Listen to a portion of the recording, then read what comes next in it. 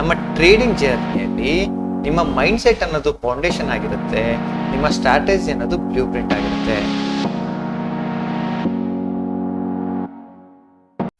ನಮಸ್ಕಾರ ವೀಕ್ಷಕರೇ, ಟ್ರೇಡರ್ಸ್ ದಿನ ಚಾನಲ್ಗೆ ಸ್ವಾಗತ. ನಾನು ಸಂತೋಷ್.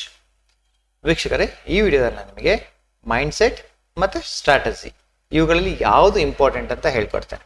ಅದೇ ರೀತಿ ನಾನು ಯಾವ ಸ್ಟ್ರಾಟಜಿನ ಉಪಯೋಗ ಮಾಡ್ತೀನಿ ಅಂತ ಲೈವ್ ಮಾರ್ಕೆಟಲ್ಲೂ ಸಹಿತ ತೋರಿಸ್ಕೊಡ್ತೇನೆ. ಸೊ ವಿಡಿಯೋನ ಸಂಪೂರ್ಣ ನೋಡಿ. ಈಗ ನೀವೊಂದು ಮನೆ ಕಟ್ತಾ ಇದ್ದೀರಿ ಅಂತ ಅನ್ಕೊಳ್ಳಿ. ಸೊ ಮನೆ ಕಟ್ಟಬೇಕಾದ್ರೆ ಏನು ಇಂಪಾರ್ಟೆಂಟು? ಮನೆಗೆ ಒಂದು ಫೌಂಡೇಶನ್ ಇಂಪಾರ್ಟೆಂಟ್ ಇರುತ್ತೆ, ಅದೇ ರೀತಿ ಒಂದು ಬ್ಲೂ ಪ್ರಿಂಟ್ ಇರಬೇಕು ಅಲ್ವಾ? ಯಾಕೆ ಬ್ಲೂ ಪ್ರಿಂಟ್? ನಾವು ಮನೆ ಯಾವ ಥರ ಬೇಕು, ನಮ್ಮ ಎಷ್ಟು ರೂಮ್ಗಳು ಬೇಕು, ಸೊ ಎಲ್ಲಿ ಹಾಲ್ಗಳು ಬೇಕು, ಸೊ ಈ ಥರ ನಿಮ್ದೊಂದು ಬ್ಲೂ ಪ್ರಿಂಟ್ ಇರುತ್ತೆ. ಆ ಬ್ಲೂ ಪ್ರಿಂಟ್ ಪ್ರಕಾರ ನೀವೇನು ಮಾಡ್ತೀರಾ? ಫೌಂಡೇಶನ್ನ ರೆಡಿ ಮಾಡ್ತೀರಾ ಅಲ್ವಾ? ಅದೇ ರೀತಿ ನಮ್ಮ ಟ್ರೇಡಿಂಗ್ ಜರ್ನಿಯಲ್ಲಿ ನಿಮ್ಮ ಮೈಂಡ್ ಸೆಟ್ ಅನ್ನೋದು ಫೌಂಡೇಶನ್ ಆಗಿರುತ್ತೆ, ನಿಮ್ಮ ಸ್ಟ್ರಾಟಜಿ ಅನ್ನೋದು ಬ್ಲೂ ಪ್ರಿಂಟ್ ಆಗಿರುತ್ತೆ. ಸೊ ನಾನು ಕಳೆದ ವಿಡಿಯೋದಲ್ಲಿ ಹೇಳ್ತಾ ಇದ್ದೆ, ನಿಮ್ಮ ಸ್ಟ್ರಾಟಜಿ ಕೇವಲ 10% ಕೊಡಿ, ಇನ್ನ 90% ಮೈಂಡ್ ಸೆಟ್ ಕೊಡಿ ಅಂತ.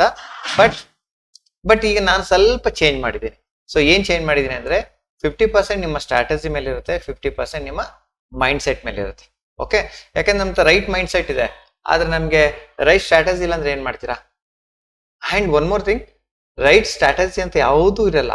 ಯಾವುದು ಸ್ಟ್ರಾಟಜಿನೂ ಸಹಿತ ನಿಮಗೆ ಕ್ಲಿಯರ್ ಕಟ್ ಇದೆ ಹೈ ಮಾಡುತ್ತೆ, ಇದೆ ಲೋ ಮಾಡುತ್ತೆ ಅಂತ ಹೇಳಲ್ಲ. ಬಟ್ ನಿಮ್ಮ ಸ್ಟ್ರಾಟಜಿ, ನೀವೊಂದು ಸ್ಟ್ರಾಟಜಿನ ಡೆವಲಪ್ ಮಾಡ್ಕೊಳ್ಳಿ, ಆ ಸ್ಟ್ರಾಟಜಿನ ಆಸ್ ಎ ಬ್ಲೂ ಪ್ರಿಂಟ್ ಆಗಿ ಇಟ್ಕೊಳ್ಳಿ, ಅದ್ರ ಪ್ರಕಾರ ನಿಮ್ಮ ಟ್ರೇಡಿಂಗ್ ಜರ್ನಿನ ಸ್ಟಾರ್ಟ್ ಮಾಡ್ಕೊಳ್ಳಿ. ಓಕೆ, ಸೊ ನೋಡಿ, ಮೈಂಡ್ ಸೆಟ್ ಅನ್ನೋದು ಯಾಕೆ ಇಂಪಾರ್ಟೆಂಟ್ ಆಗುತ್ತೆ? ಒಂದನೇದಾಗಿ, ಸೊ ಮೈಂಡ್ ಸೆಟ್ ಅಲ್ಲಿ ನಿಮ್ಗೆ ಎಮೋಷನಲ್ ಕಂಟ್ರೋಲ್ ಆಗುತ್ತೆ ಫಸ್ಟ್. ಯಾಕೆಂದ್ರೆ ನಿಮ್ಗೆ ಗೊತ್ತೇ ಇರಲಿ, ಮಾರ್ಕೆಟ್ ಎಷ್ಟು ವಾಲಟಾಲಿಟಿ ಇರುತ್ತೆ ಅಂದ್ರೆ ಸಿಕ್ಕಾಪಟ್ಟೆ ವಾಲಟಾಲಿಟಿ ಇರುತ್ತೆ.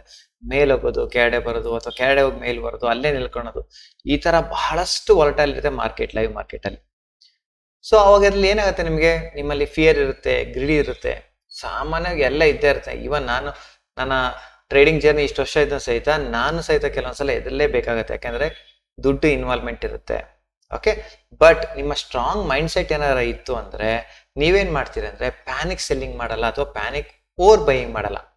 ಅಂದ್ರೆ ಅರ್ಥ ಮಾಡ್ಕೊಳ್ಳಿ, ಏನ್ ಹೇಳ್ತಾ ಇದೀನಿ ಅಂದ್ರೆ, ಕೆಲವೊಂದ್ಸಲ ನೀವು ನೋಡಿರ್ಬೋದು, ಕೆಲವೊಬ್ರು ಲೈವ್ ಮಾರ್ಕೆಟ್ ಅಲ್ಲಿ ಟ್ರೇಡ್ ಮಾಡ್ಬೇಕಾರೆ ಬೈ ಮಾಡು ಅಥವಾ ಸೆಲ್ ಮಾಡು ಅಂತ ಇರ್ತಾರೆ.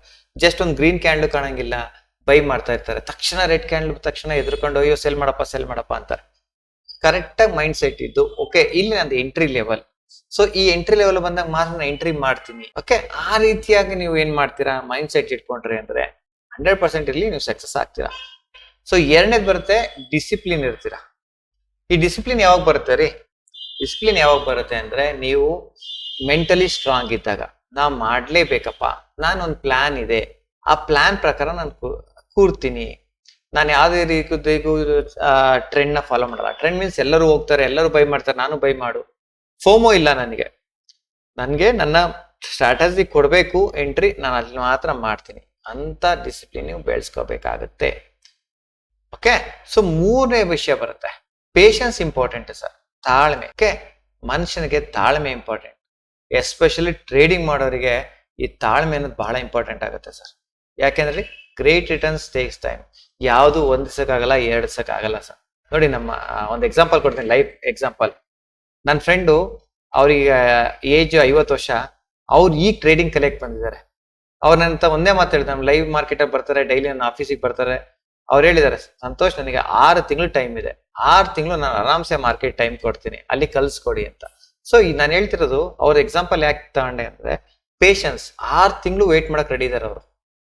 ಓಕೆ, ಅಂಡ್ 50 ವರ್ಷ ಅವ್ರು ಕಲಿಬೇಕು ಅಂತ ಇದಾರೆ, ಅಷ್ಟು ಪೇಷನ್ಸ್ ಇದೆ. ಸೊ ನಾವೇನ್ ಮಾಡ್ತೀವಿ ಗೊತ್ತಾ?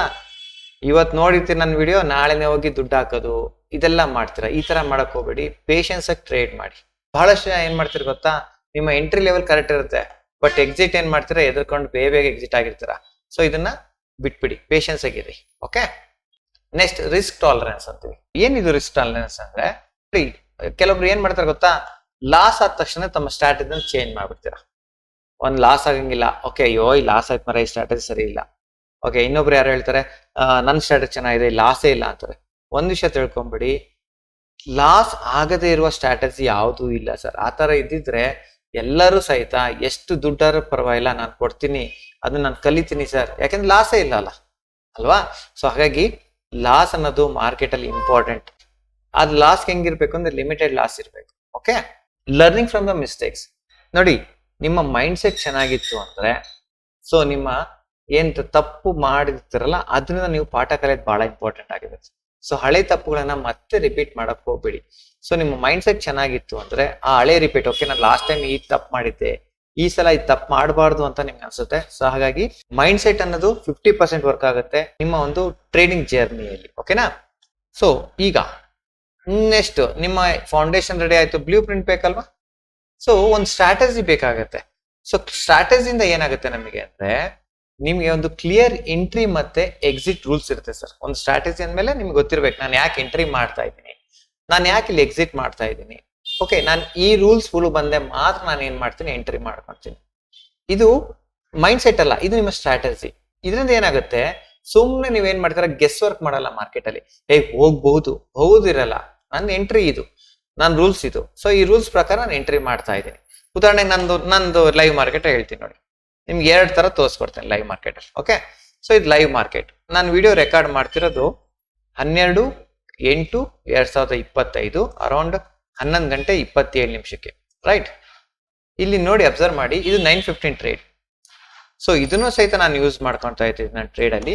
ಪ್ಲಸ್ ನಾನು ಇದನ್ನು ಯೂಸ್ ಮಾಡ್ತೇನೆ. ಇದು ನಿಫ್ಟಿದು ಲೈವ್ ಚಾರ್ಟ್, ಇದು ಫ್ಯೂಚರ್ ಚಾರ್ಟ್, ಅಂಡ್ ಇದು ಟ್ರೇಡಿಂಗ್ ವ್ಯೂದು. ಅಂಡ್ ನಾನು ಯೂಸ್ ಮಾಡೋ ಡಾಟಾ 1 ಸೆಕೆಂಡ್ ಸರ್. ನಾನು 1 ಸೆಕೆಂಡ್ ಡಾಟಾನ ಅನಲೈಸ್ ಮಾಡ್ತಾ ಇರ್ತೀನಿ. ಸೊ ನಿಮಗೆ ಹೊಸಬರಿಗೆಲ್ಲ ಬಹಳ ಕಷ್ಟ 1 ಸೆಕೆಂಡ್ ಡಾಟಾ ಅನಲೈಸ್ ಮಾಡೋದು. ನೀವೆಲ್ಲ ಮಾಡಕ್ ಹೋಗ್ಬಿಡಿ, ನಾನು ಎಂಕರೇಜು ಮಾಡಲ್ಲ. ಬಟ್ ನೀವು ಇದನ್ನ ಮಾಡ್ಬೋದು. ನನ್ನ ಸ್ಟ್ರಾಟಜಿ, ನಾನು ಟ್ರೇಡ್ ಏನ್ ಮಾಡ್ತಿಲ್ಲ, ನನ್ನ ಸ್ಟ್ರಾಟಜಿ ನಾನು ಏನ್ ಮಾಡ್ತೀನಿ ಅಂದ್ರೆ, ನಾನು ಆಲ್ಮೋಸ್ಟ್ ಹೈ ಮತ್ತೆ ಲೋನ ಪ್ರಿಡಿಕ್ಟ್ ಮಾಡ್ಕೊಳ್ತೀನಿ. ನಾನು ಹೈ ಮತ್ತೆ ಲೋ ಬರೋದನ್ನ ನಾನು ಮಾರ್ಕೆಟ್ನ ವೇಟ್ ಮಾಡ್ತಾ ಇರ್ತೀನಿ. ಯಾವಾಗ ಮಾರ್ಕೆಟ್ ಅಲ್ಲಿ ಒಂದು ಹೈ ಕ್ರಿಯೇಟ್ ಆಗುತ್ತೆ, ಮಾರ್ಕೆಟ್ ಅಲ್ಲಿ ಒಂದು ಹೈ ಕ್ರಿಯೇಟ್ ಆಗಿ ಈ ತರ ಆಗ್ತಾನೆ, ನಾನು ಅಲ್ಲಿ ಕಾಲ್ ಆಪ್ಷನ್ ನ ಸೆಲ್ ಮಾಡೋಕೆ ಟ್ರೈ ಮಾಡ್ತೀನಿ. ಅದೇ ರೀತಿ ಮಾರ್ಕೆಟ್ ಯಾವಾಗ ಒಂದು ಲೋ ಕ್ರಿಯೇಟ್ ಮಾಡಿ ಹೈ ಹಿಂಗ್ ತರ ಬರುತ್ತೆ, ಇಲ್ಲಿ ಪುಟ್ ಆಪ್ಷನ್ ನ ಸೆಲ್ ಮಾಡೋಕೆ ಟ್ರೈ ಮಾಡ್ತೀನಿ. ಇದು ನನ್ನ ಎಂಟ್ರಿ ರೂಲ್ ಆಗುತ್ತೆ.